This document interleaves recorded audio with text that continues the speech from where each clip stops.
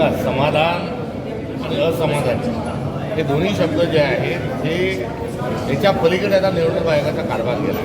या मतदार यादीमध्ये दुबार नाव असणाऱ्यांच्या पुढे डबल स्टार करतात आहे. डबल स्टार करण्याच्या ऐवजी एक नाव काढायला काय झालं होतं? हा विरोधकांचा दबाव आहे. राहुल गांधींनी राष्ट्रीय पातळीवर मुद्दा हा कुठेतरी उपस्थित केला आहे, म्हणून त्यांनी हा स्वतःची अब्रू वाचवण्याचा एक केविलवाना प्रयत्न केला आहे. मात्र ही गोष्ट सुनिश्चित झाली आहे की हे सरकार संविधानाच्या अनुषंगाने हे कार्यरत हे निवडणूक आयोग काम करत नाही. फ्री अँड फेअर इलेक्शन पुढे घेऊन जाण्याच्या अनुषंगाने हे काम करत नाही.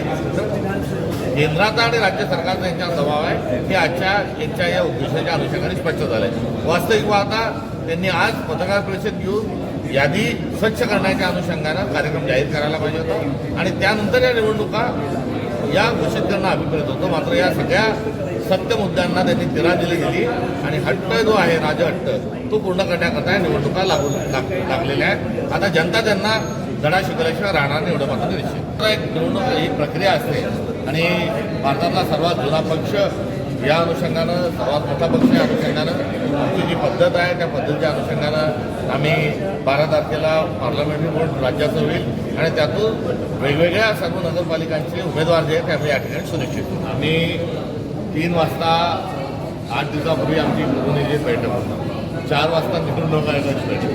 त्यामुळे असं म्हणणार नाही की आमची बैठक समजली म्हणून त्यांनी निवडणुका घोषित केल्या.